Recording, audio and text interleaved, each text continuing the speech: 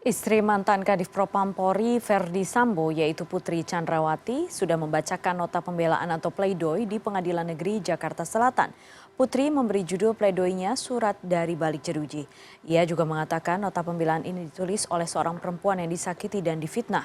Dan kita akan membahas apa maksud dari pernyataan Putri Chandrawati ini.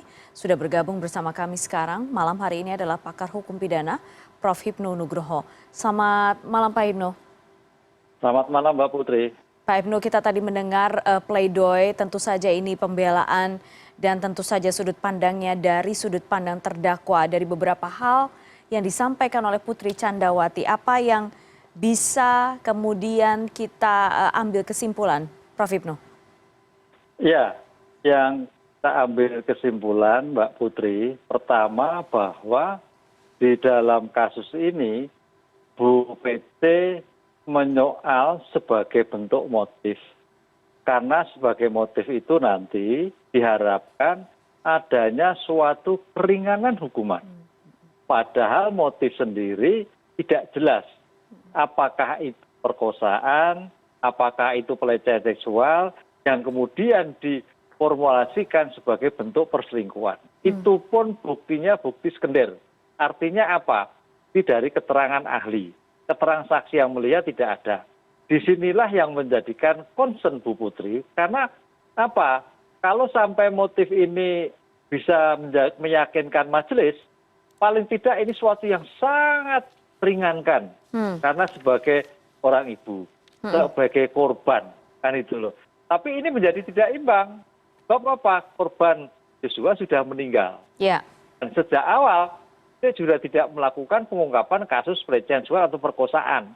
Bukti konkretnya tidak ada. Itu Mbak Putri. Ya. Ini masih suatu debatable gitu. Iya, ini sesuatu yang debatable. Tapi kalau misalnya kita lihat, Prof, sepanjang kemarin ada pledoi dari Kuatmaruf dan juga dari Ricky Rizal dan juga dari Verdi Sambo.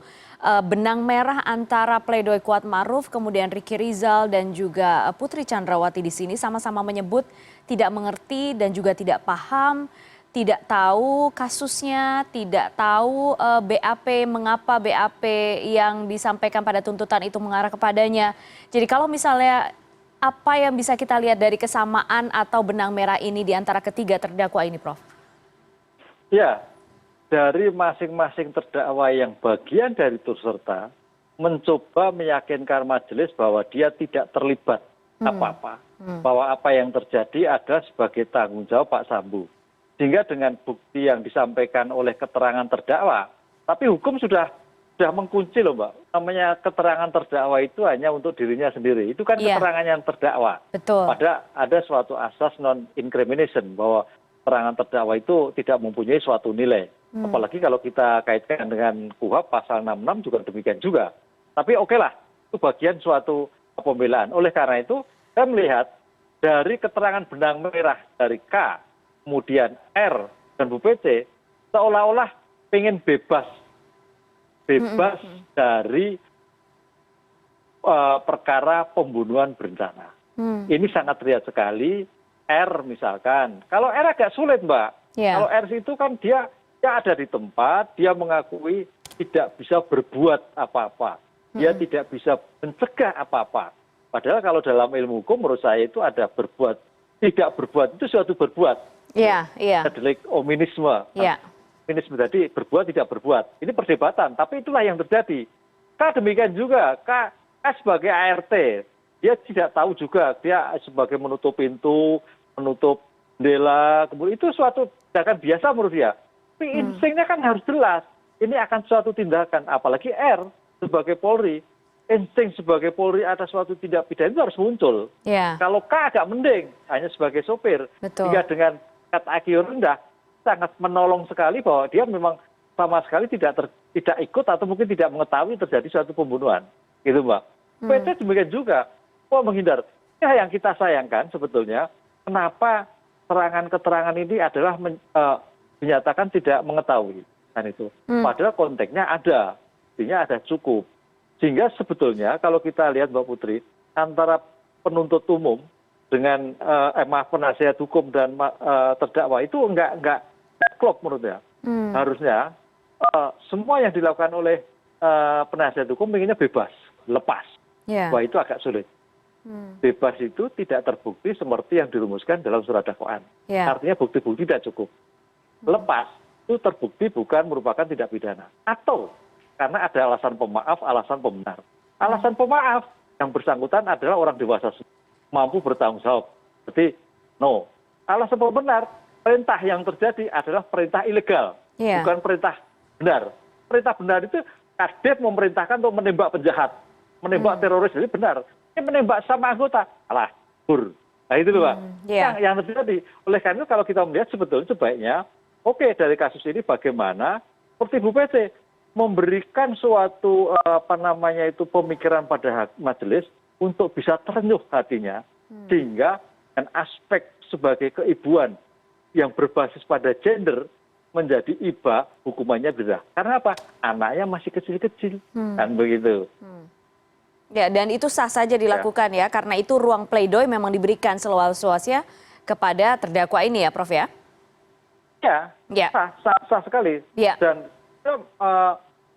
pleidoy masing-masing individu bagus sekali. Judulnya menarik banget tuh kalau kita anak-anak mahasiswa buat skripsi itu, Mbak. Misalkan si Sambo, serta harapan dalam P, kan itu. Suatu pembelaan yang sia-sia. Ya. Dan juga Bu PC. Ini menarik sekali judul itu, saya kira judul yang bagus lah untuk berikan suatu harapan-harapan sehingga betul-betul sebagai aspek pertimbangan sosiologis empiris bisa menjadikan aspek yang sangat meringankan. Ya. Prof Ibnu, kemarin ada satu hal yang ingin saya konfirmasi kepada Anda. Kemarin dalam sidang pleidoy untuk terdakwa Ferdi Sambo. Sebelumnya saya berikan keterangan dulu, yang Anda saksikan saat ini adalah suasana di Pengadilan Negeri Jakarta Selatan. Terdakwa Richard Eliezer sudah memasuki ruang sidang. Sebentar lagi sidang pembacaan pleidoy Eliezer akan dimulai. Tapi sebelumnya sedikit saja, Prof. Kemarin dalam pembacaan pleidoy Ferdi Sambo ada pernyataan yang disampaikan oleh penasihat hukum Ferdi Sambo berkaitan dengan analisis yuridis. Jangan sampai ada keyakinan hakim baru mencari dua alat bukti. Apa sebenarnya yang ingin secara implisit ingin dinyatakan oleh kuasa hukum Ferdi Sambo di sini, Prof? Ya, artinya bukti yang disampaikan oleh penuntut umum kemarin itu tidak relevan dengan apa yang dipikirkan oleh Ferdi Sambo. Kan Ferdi Sambo tidak mengatakan, kan tidak pernah berpikir. Satu, dia selalu tidak menembak. Dua, kalau tuntut perintah adalah perintah hajar, bukan tembak. Disinilah yang tidak sinkron, kan itu, Mbak. Perencanaan juga tidak berpikir perencanaan. Jadi apa yang dirumuskan oleh penuntut umum semua tidak dipikirkan seperti Sambo. Sehingga Pak Sambo berpikir itulah yang dirasakan Pak Sambo. Nggak harus ada bukti-bukti lain dan seperti yang diputuskan Pak Sambo. Itu, Mbak. Yang menjadi tarik. Makanya ke depan memang betul. Seandainya ini, Mbak, perkara ini memang ke depan itu putusannya juga agak bermasalah. Bermasalah itu bukan bermasalah tentang putusannya, bukti tentang putusannya. Mungkin sekali banyak bukti-bukti yang ada, tapi ketika itu tidak disampaikan dalam persidangan. Oke. Karena sejak awal sudah chaos. Sejak awal chaos, sehingga dan berjalannya waktu tidak bisa membuktikan secara sempurna. Itu saya prediksinya seperti itu. Sehingga sampai pada tingkatan kasasi dengan bukti baru sudah muncul. Oke, jadi itu maksud saya seperti yang disampaikan Pak Sambo arahnya sana. Karena apa yang disampaikan Pak Sambo dengan penuntut umum nggak klop. Apa yang disampaikan nggak ketemu. Gitu. Jadi sekarang seolah-olah penuntut umum dan terdakwa Ferdi Sambo juga sudah mungkin juga sudah bisa membaca kira-kira vonis yang akan dijatuhkan apa, dan mungkin mereka juga sudah menyiapkan, ya sudah, kalau begitu jalan perjuangan selanjutnya ini adalah di tingkat berikutnya gitu ya, di tingkat banding dan juga kasasi. Begitu menurut Anda, Prof? Iya. Makanya pembelaannya tadi kan suatu pembelaan yang sia-sia. Nah itu. Sedangkan peradilan itu di Indonesia tidak hanya pada peradilan negeri. Ada nanti pengadilan tinggi. Pengadilan tinggi itu sama dengan pengadilan. Istilahnya judek faksi, pemeriksaan ulangan. Apa yang diperiksa di pengadilan negeri, periksa lagi pengadilan tinggi. Termasuk ketika ada bukti-bukti baru lagi. Baik. Prof Ibnu, terima kasih banyak malam hari ini sudah bergabung di CNN Indonesia. Kita sekarang akan sama-sama menyaksikan pleidoy dari Richard Eliezer. Terima kasih. Terima kasih, Prof. Sehat selalu. Terima kasih, Mbak Turun.